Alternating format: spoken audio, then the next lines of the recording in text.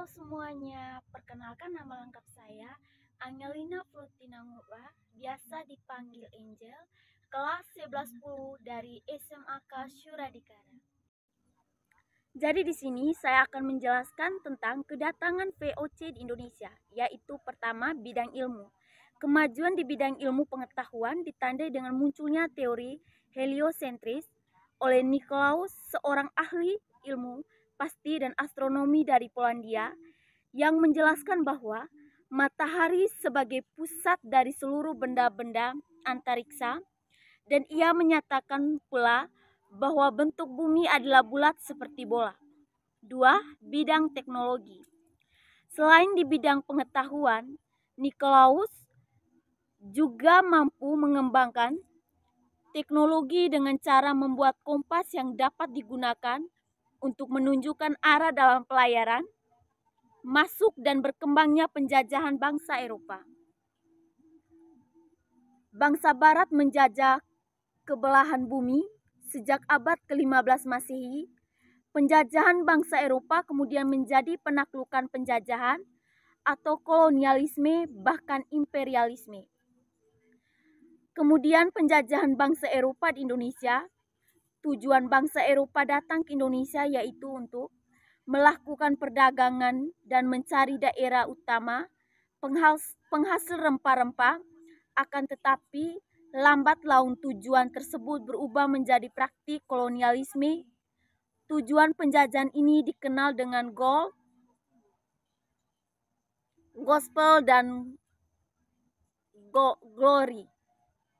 Secara umum, latar belakang kolonialisme dan imperialisme bangsa Eropa di Indonesia adalah bidang sosial ekonomi.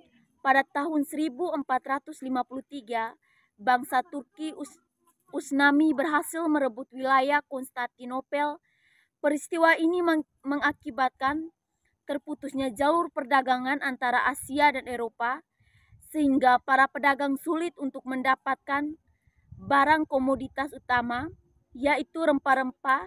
Kondisi ekonomi perdagangan Eropa menurun akibat krisis lalu lintas perdagangan dan memaksa mereka untuk mencari jalan lain dalam menemukan daerah penghasil rempah-rempah dan membelinya secara langsung dengan berlayar menjajahi samudra ke dunia timur.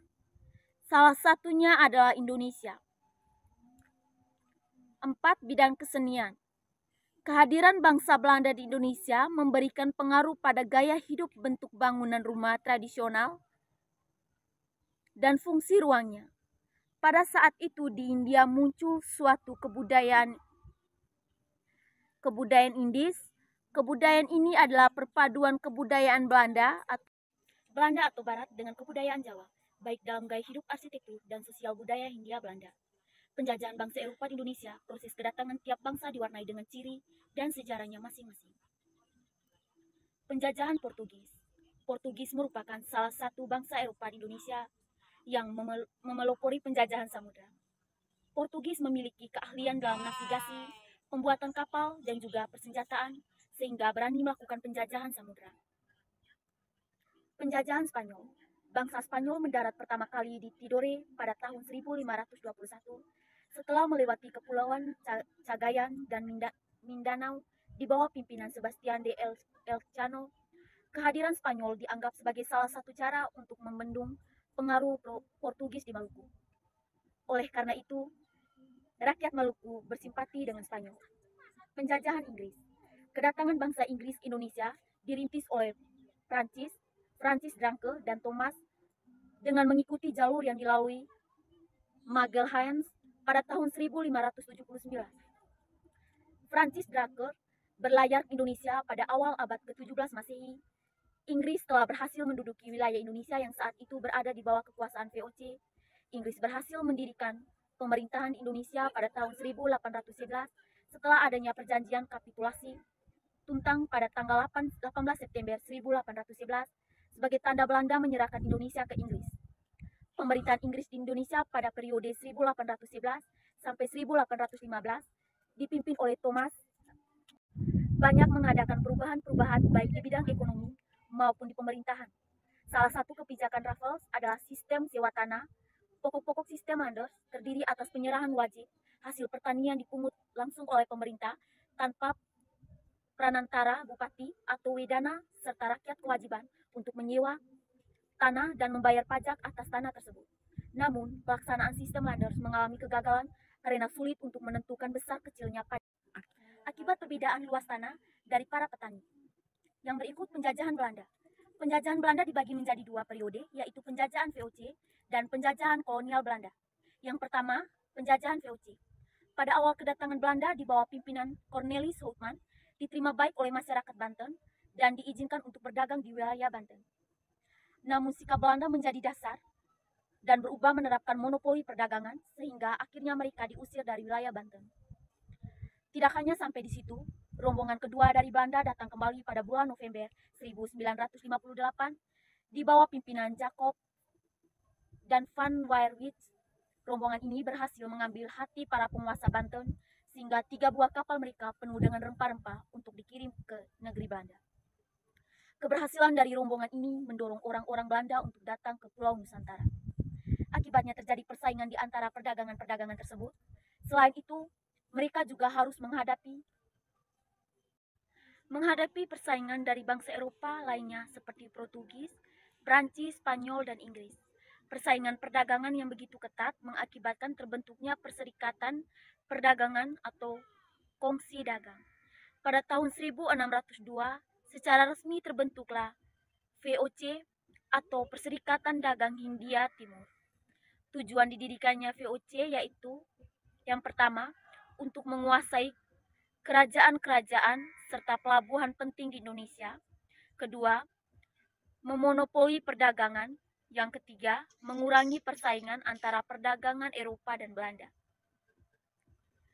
Penjajahan Belanda di era VOC dipimpin oleh seorang gubernur pertama, yaitu Pieter Both, pada tahun 1610 sampai 614 sebagai gubernur jenderal.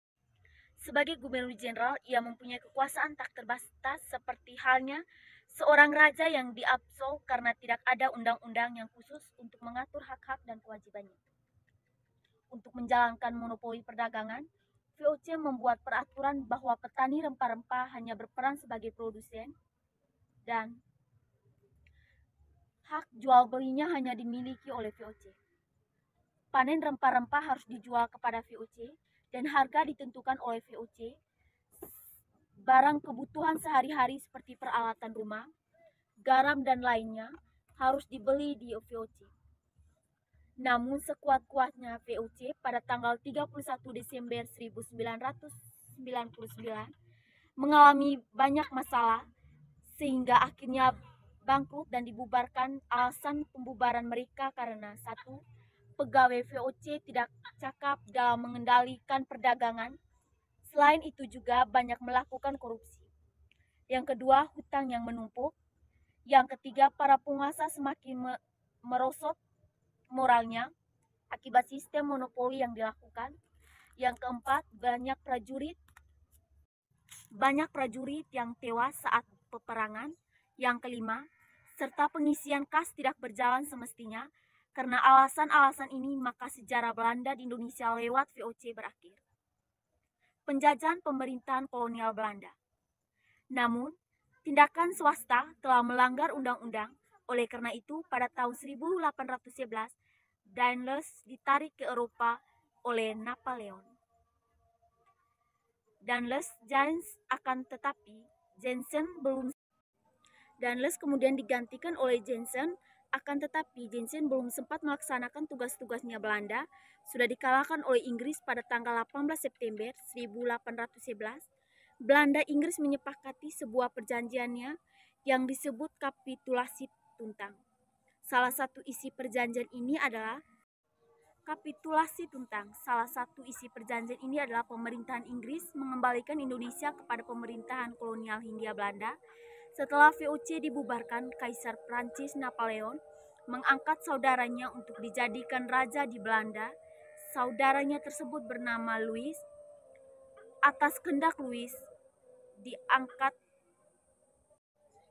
Herman Willem Daendels menjual tanah-tanah kepada orang Vasitiller Setelah Indonesia kembali diserahkan ke pemerintahan kolonial Belanda, Indonesia memasuki pemerintahan Van de Bos, di mana sistem tanam paksa dijalankan yang menimbulkan kemiskinan dan kelaparan rakyat Indonesia. Di pihak lain, Belanda mendapatkan banyak keuntungan dalam bidang keuangan akibat sistem paksa tersebut. Setelah sistem tanam paksa dihapuskan, muncul politik terbuka di mana penanaman modal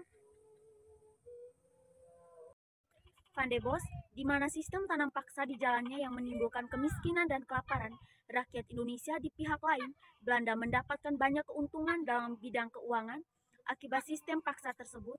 Setelah sistem tanam paksa dihapuskan, muncul politik terbuka di mana penanaman modal berhasil. Sekian dari saya, terima kasih.